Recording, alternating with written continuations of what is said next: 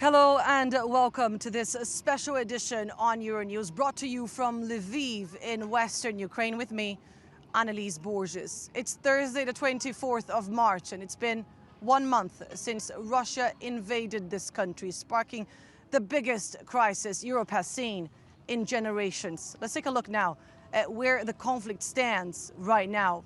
Russian troops control large swathes of territory in the east of Ukraine with the support of separatist rebels there. They have also taken a large corridor in the south of the country by the Sea of Azov, almost completely encircling the port city of Mariupol. Around the capital, fighting continues, but Russian troops have failed to surround the city. Ukrainian soldiers are said to be holding positions there and even repelling some of Russia's offensives, like, for example, in the city of Makariv to the west of Kyiv.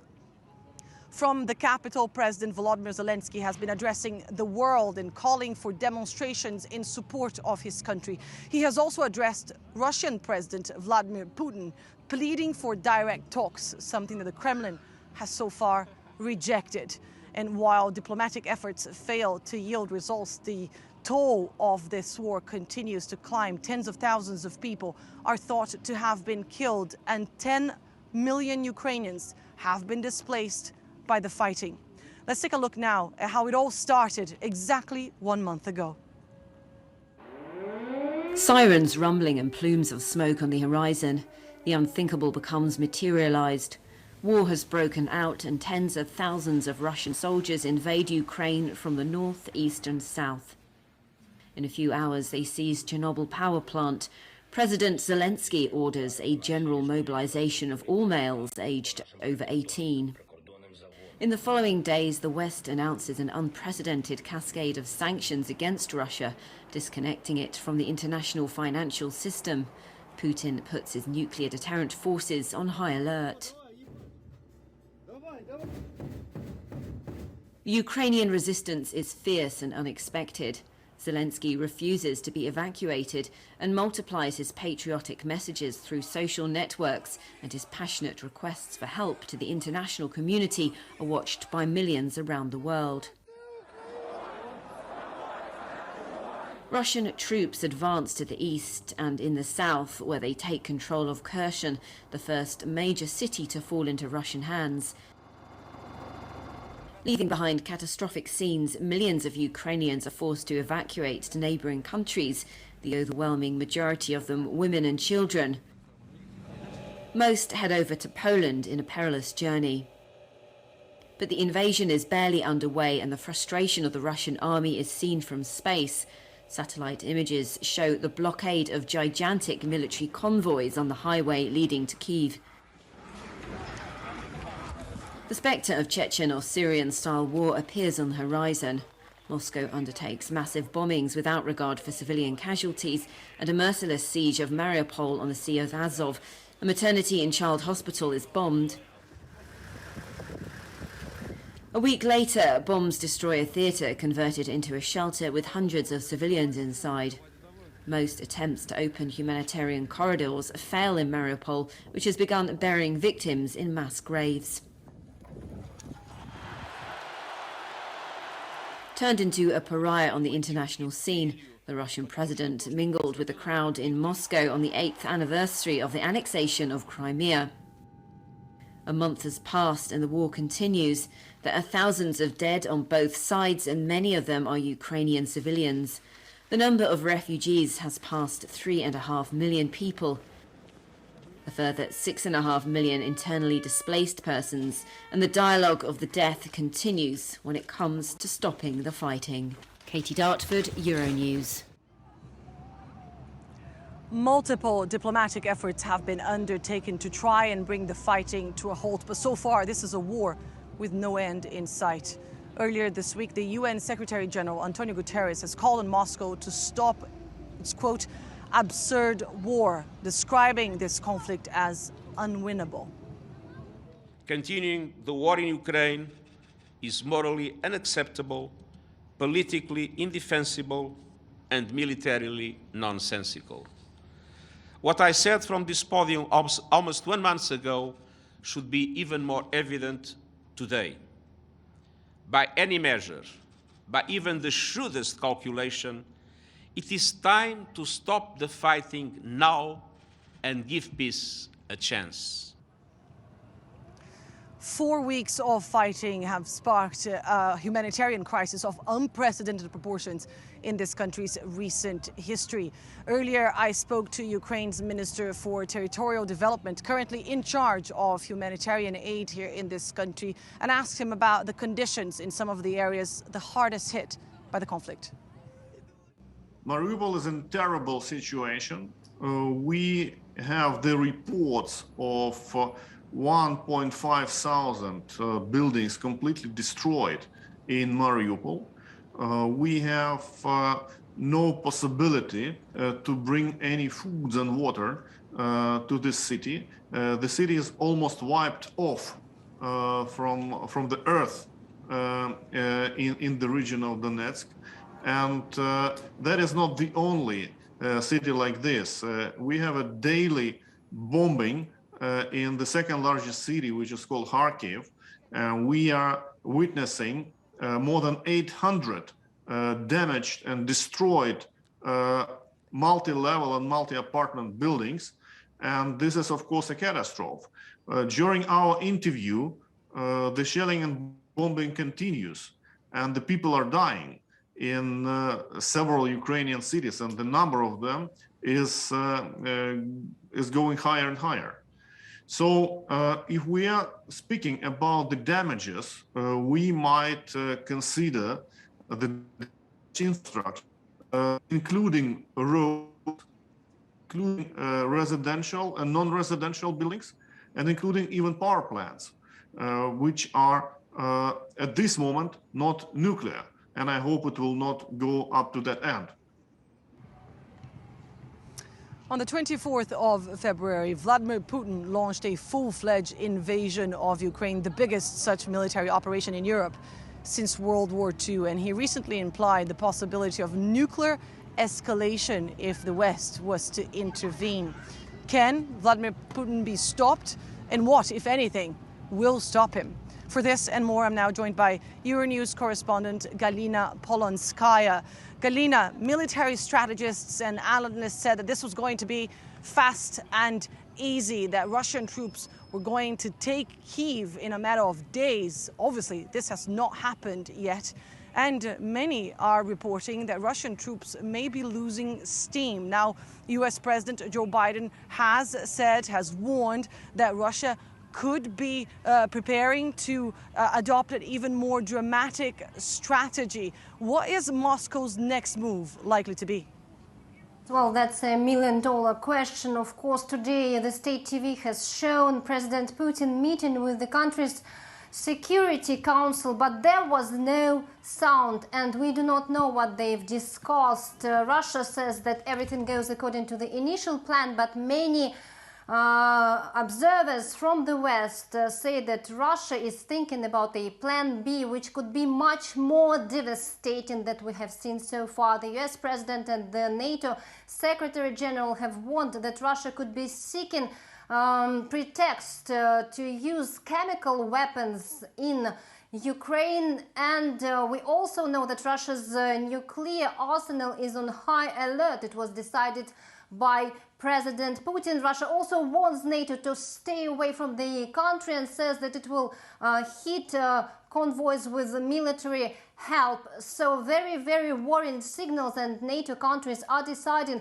to provide Ukraine with equipment to protect itself with from chemical or attacks or nuclear threats. And New York Times wrote that Washington assembled a team of national security officials who are thinking about such scenarios, and the paper underlines that the month ago such scenarios were just theoretical, and now this is not the case anymore. Euronews' Galina Polonskaya, thank you very much for that. Now, for more on what the war has meant for Ukrainians here, I'm now joined by Konstantin Shishkin, who is a tech entrepreneur, normally based in Boston in the United States. You were here in a business trip when this war started. Why did you decide to stay? Why is it important to be in Ukraine at this moment? I was a student during the Orange Revolution back in 2004. I was the one beating the drum next to the city council in Odessa. Then when Maidan happened in 2014, I was there in Kiev helping to build the barricades from snow and ice. And now this war has happened. Guess where should I be? So now I'm here in Lviv helping with procurement and supply of different things, and let me leave it at that. And why? Because entrepreneurs, we're about making impact, changing the world, and perhaps this is my best ever opportunity to do so. So if not now, then when? And even if it would be my last one. You said that you were procuring help. How is the international community faring so far in helping your country? Well, first, let me say thank you to the world and to the European community for everything what you've done for our refugees, for sending weapons, for setting up all these relief funds and support packages. Otherwise, we run the risk of just complaining about everything, and it shouldn't be this way. To answer your question, I think we need more weapons. So tactically, let me echo our leadership because they know what they're talking about. The time of guerrilla war of small anti-tank missiles has passed. If you want us to attack, to counterattack, and to kick them out, we need bigger weapons right now. We need this fast. And then strategically, what else you can do? So you've placed so many sanctions on Russia. Please keep putting pressure. This is working. And I think strategically your next battle in Europe there would be on energy front. Everyone is saying that you will consider energy rationing in 2023. Why not now? Think about it sooner, because this helps. And the other decisions of putting pressure on businesses are also helping this situation. So is that your message to the world right now about your country, about Ukraine? Let me share my experience as a volunteer, because this is what we do here every day. Small things matter. Do little every day. Don't spend all your money in single donation, but maybe spread it a little bit and give it to small volunteer groups. Don't give everything to the big funds. Fight on the information front. Help tackling misinformation and also speaking to people. Help your food company to make the right choice. You know which one I'm talking about. I know it's tough, but this is what you can do all together. And we can suffocate them. And we need the common effort, and we need it fast. Konstantin Shishkin, founder of Spiral Technology, thank you very much for joining us here on Euronews. 1 month on, and the way out of this conflict is very difficult to foresee. Ukraine and Russia had signaled they were nearing an agreement earlier this month, but talks continue dragging on, and the human cost of this conflict continues to climb. Do stay with Euronews for all the latest in our continued coverage of the war in Ukraine. For now, from our team here in Lviv, thank you for watching.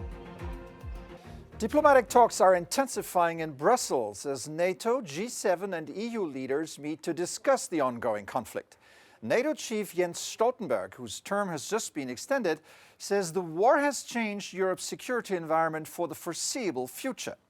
For now, it also appears to have brought Western nations together in their effort to stop Russia's military assault. Christopher Pitches sent this report. US President Joe Biden is in Europe to push allies to take tougher measures against Vladimir Putin's Russia. First stop, NATO's headquarters in Brussels, where leaders are once again asking the Kremlin to put an end to the invasion. NATO allies have already agreed to deploy 4 new battle groups to Europe's eastern flank, and also to send Ukraine supplies to face any possible chemical or biological attack from Moscow. Any use of chemical weapons will totally change the nature of the conflict. It will be a blatant violation of international law, and it will have widespread consequences and, of course, be extremely dangerous.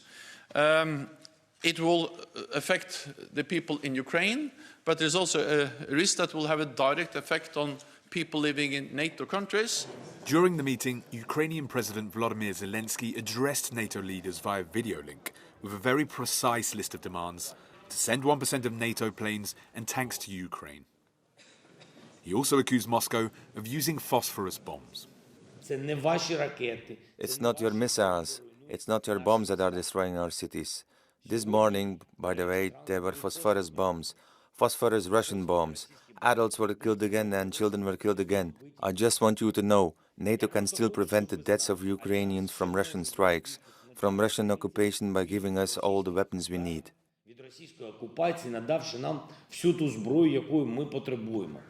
NATO is also sending a message to China, asking them to join the rest of the world in condemnation of Russia and refraining from supporting its war effort. Christopher Pitchers, Euronews, Brussels. For more on this, let's go over to Brussels, once again the center of global diplomacy. And in the thick of it all, we find our correspondent, Shona Murray. Shona, great to see you there. Now, as the war in Ukraine drags on, there are growing fears that Putin might resort to weapons of mass destruction. How has the NATO summit addressed that issue? Well, that's right. I mean, we heard from Jens Stoltenberg today, and we've heard this over the past few days, essentially, that there's fears that there could be a false flag operation from Russia, given the way the Russians have been talking about the US and Ukraine creating biological and chemical weapons to be used in Ukraine against the Russians. Now, Jens Stoltenberg said that that would change the nature of the conflict and that NATO's top military commander has activated NATO's defences to protect against potential biological chemical warfare, because of course the point being that if Russia were to use that in Ukraine, there would be possibly a contagion effect given the nature of biological and chemical weapons, and of course that would require a direct response from NATO if it did enter NATO territory. Despite, in addition to this, of course, it would be such a clear breach of international law that NATO would morally have to respond, but he didn't give details as to how that would be, other than to say Vladimir Putin needs to end this saber rattling around nuclear and other sort of deeply harmful weapons in this war. Stefan? Shona, you're standing inside the EU Council building because there's also a European Council summit going on with Joe Biden in attendance. What's the message here? That's right. Joe Biden, the first time US president, will be physically at an EU summit. Of course, Joe Biden did join the EU summit a year ago online. The message here is really about Western unity and global unity. Obviously, you have other countries outside the West, Japan and so on, here for the G7 meeting, all very much supportive of these strong sanctions against Russia as a deterrent for the invasion of Ukraine and the breach of international law that's been subsequent. Part of this is also about trying to get more unity globally, because there are countries that aren't on board with sanctions, like India, like China, countries that may be trying to circumvent sanctions. So it's really about that too. But I got up with Roberta Metsola, who's the President of the European Parliament, earlier today, and I asked her what she hoped the best can be achieved at today's summit. The most important is unity.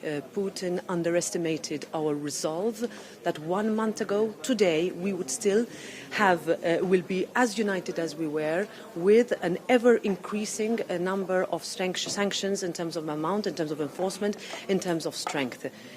The next steps will have to be that we need to revise how we are going to work in the situation where we have the largest humanitarian crisis since the Second World War. Roberta Metsola, their President of the European Parliament, talking about ever-increasing number of sanctions. Now, Stefan, we do know that it's likely that there will be more sanctions announced today, and we do know that the EU is considering the implications for chemical or weapons attacks in Ukraine, where there will be even more sanctions. But we don't know is that whether oil or gas will ever make those sanctions, not in the short term at least. Stefan? All right, Shona Murray at the European Council in Brussels. Thank you very much and keep it up. Russia's Foreign Minister Sergei Lavrov has been holding talks with the head of the Red Cross about the desperate humanitarian situation in Ukraine. Kiev says Moscow is guilty of war crimes and has violated ceasefire agreements aimed at protecting civilians. But the Kremlin insists it's willing to find a solution. Tom Bolton has this report. The president of the International Committee of the Red Cross has repeated his message in Kiev to Moscow. The parties to the conflict in Ukraine must respect international humanitarian law regarding civilians, the wounded, prisoners and repatriation of the dead. Russia's foreign minister said they were ready to cooperate. We are interested in solving problems which are now accumulating in Ukraine, so that artificial obstacles to the evacuation of civilians and the delivery of humanitarian aid are removed. Peter Mora said that Russia and Ukraine have different points of view, but that an agreement is needed to allow humanitarian corridors. We have always highlighted it's not possible to think about access or evacuation either in Mariupol or another place if we don't have solid agreement and detailed agreement between the militaries on the ground. In recent days, Ukraine rejected proposals for humanitarian corridors leading only to Russian territory. Lavrov has accused Kiev of using civilians as human shields and politicizing the drama. The number of people fleeing Ukraine continues to grow, with an estimated 3.5 million said to have escaped. Now the focus is on social media companies to do more to ensure their safety online as they search for new homes. Here's Matthew in the Cube with more. Well, Stefan, since the war began over a month ago, countries around the world have been stepping up their offers to offer homes to Ukrainian citizens fleeing the conflict. In addition to official schemes like this one in the UK, citizens have been taking to social media themselves to aid in the humanitarian effort. Rooms for Ukrainians in the UK is one of the largest Facebook groups of its kind. It currently has more than 15,000 members, and it says it has matched more than 50 Ukrainian families with homes and sponsors in the UK. Here in the Cube, we spoke to Diana Shaw, who set up the group. She says it has become a place where British citizens can express their willingness to help. But at the same time, she also told us how she has had to deal with online trolls and potential traffickers who are trying to exploit the group and the situation. When I first started getting very unpleasant comments being made about the Ukrainian women, sexually derogatory comments, it raised alarm bells because it just seems so inappropriate out of context. The man who only contacts single young women but hasn't actually got a profile himself. We have to have some way that people who are in that kind of crisis can authenticate who that person they're speaking to is. The United Nations has also warned about the increased risk of trafficking amid the Ukraine crisis. Stefan, Facebook did not respond to our request for a comment on Diana's group, but hers is just the latest call that social media companies need to have more safeguards in place to ensure the safety of those refugees fleeing Ukraine. All right, Matthew in the Cube there. Thank you very much. That's it for this special edition. Thank you for watching and goodbye.